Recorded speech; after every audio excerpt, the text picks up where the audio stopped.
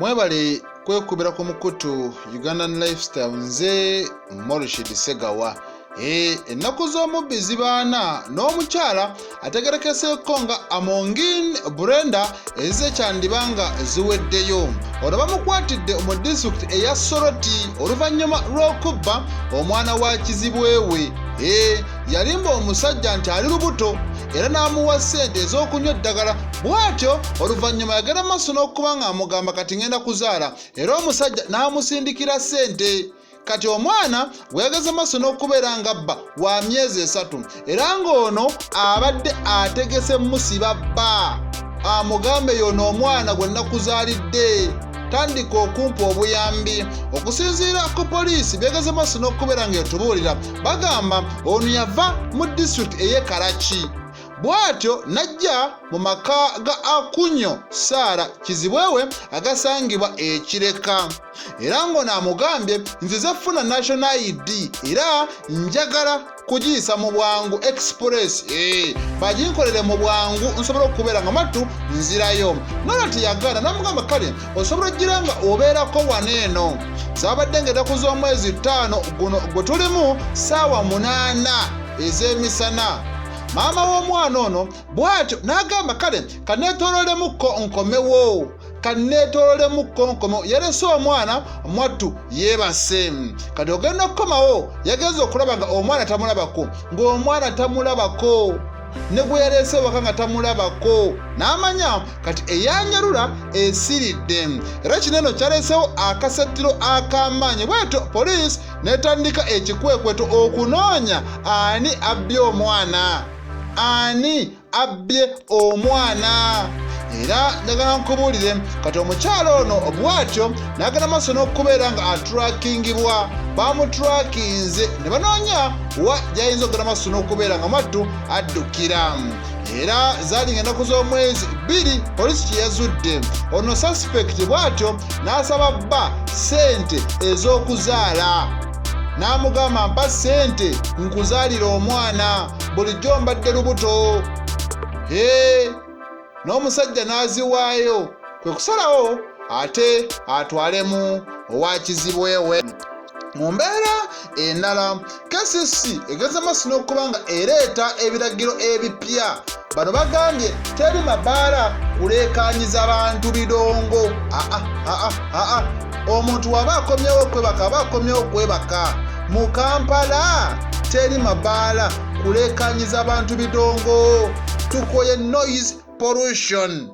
Era munnange nankulu owa KCCA amanyikiddwa nga Ajat Sharifa Buzeki, ye Executive Director, bw'atyo ageze maaso kubeera nga agamba ekituufu kiri nti kino eno nnema erina okwongera okiteekesa mu nkola. Omuntu yenna ayina ebbaala, obudde obw'emisana tolina sukka decibels 75, ate ekiro tolina sukka decibels 50. Mukiwulidde? Abantu babeera baagala kwebaka, abantu babeera tebaagala basumbuwa, era bataddewo nsalesale wa nnaku 14. Kino eno kigenda maaso n'okuba nga kiteekebwa mu nkola. Ate mu mawulire amalala kiraga nti waliwo abaana abali 365 abasobodde okuŋŋaanyizibwa ku nguudo za Kampala nga basabiriza. Babagambye mujje. Era kiraga kino ekikwekweto bakikoze okumala emyezi 3.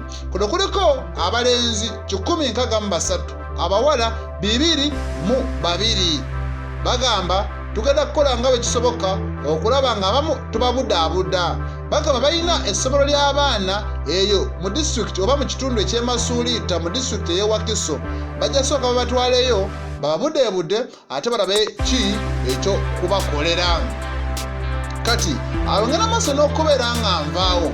Munnange oluvuuvuumo lugenda luyitaayita nti ebya sipiika si birungi, Jjukira enteekateeka eraga nti ng'ennaku z'omwezi 25 omwezi guno gwe tulimu, ababaka ba palamenti bagenda kulonda sipiika n'omumyuka we. Kati abeegwanyiza ekifo kino eno amattu oba oli awinza okugamba nti bawera, akibaddeko A.A Among akyagala. Nobert Mau naye akyagala. Pasis Namuganza oyo mubaka wa Bukono naye akyagala. Lydia Wanyoto Mutende omubaka omukyala ow'ekibuga Mbale naye agamba nange enkyegwanyiza nkyagala. Audria Alion naye mugana wange akyagala mubaka wa Alinga South. Kati akavayo galaga nti ye generali CDF Chief of Defence Forces Muhoozi Kainerugaba ye eddusu yali wanze ku Jacob Oboth agamba ono ekitafu kiri nti emirimu gyagikoze bulungi, ekifo kyabaddemu emirimu gibadde gitambula bukwakku. Kati bo nga ba Patriotic League of Uganda PLU bagamba emyaka 5 Oboth abadde minisita mulungi era ze zimu ku nsonga zitwesigomyeko ogamba nti yasaanidde okubeera nga mwattu adda mu bigere bya Anita Among. David Kabanda yasoose okuvayo n'agamba ffe nga aba PLU obuwagizi bwaffe tubugjeeyo ebyokuwagira Anita Among n'omumyuka we Thomas Tayebwa tubigaddewo. Kati ate tugenda kulaba amawulire amapya agavaayo galaga nti Oboth bo gwe bawagira. Olunaku oluyise President yasobodde okuba nga asiganamu ne Speaker Anita Among, era wabaddewo omugana wange n'abakulu abalala mu nzikiriza y'eddiini bonna baabaddewo. Kati byavuddeyo naye tubadde tukyali awo ate Inspector General of Government IGG olunaku olwaliro n'agenda maaso n'okuba nga agamba nti afunye petition era nga baneeno abageze maaso n'okuba nga bagiwaayo beemulugunya ku ngeri omubaka omukyalo owa Bukeddeya muganda wange gy'amansaamu ssente. Bagamba eno petition erimu balooya ba activists abagenda maaso n'okuba nga balaga nti sipiika bannange ssente zino zaalina azijjawa. Kati basabye IGG amanyikiddwa nga Aisha Batara Naruze agenda maaso n'okuba nga atandika okunoonyereza kw'ono bamanye ssente zize yazisikira oba za muwi wa musolo. Kati era Justice Naruze bw'atyo n'agenda maaso n'okuba nga agamba kituufu petition nagifunye era tugenda tutandika okunoonyereza kw'eno ensonga. I just want to confirm that we received the complaint. When we receive complaints, we have a procedure for processing them. We received the complaint and we are processing it. Bw'atyo yasobodde okubeera nga ayogera era n'agamba nti bannayuganda balina kubeera bakalaba babeere bagezigezi balabe engeri ensonga zonna gye zinaasobola okubeera nga mwattu zitambulamu. Kati eno petition muganda wange yasobodde okubeera nga erisiivingibwa Inspectorate Central Registry ku lunaku muganda wange olw'okwosejjo era neesayiningibwako Andrew Karamagi, Mase Mundulu, Kato Tomusime, Gift Grace Achira, Praise Aloikin ne Godwin Toko. Bano bagamba Among yandibanga yalemererwa okubeera nga mwattu ayanja ebyobugagga bye byonna. Kati kye kiseera bagende maaso n'okuba nga bamunoonyerezaako.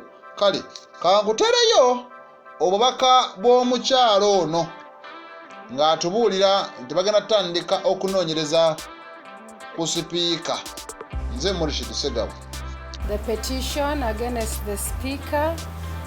What have we done as the IG? You see, we have a procedure under which we receive complaints in our office. So I just want to confirm that we received the complaint.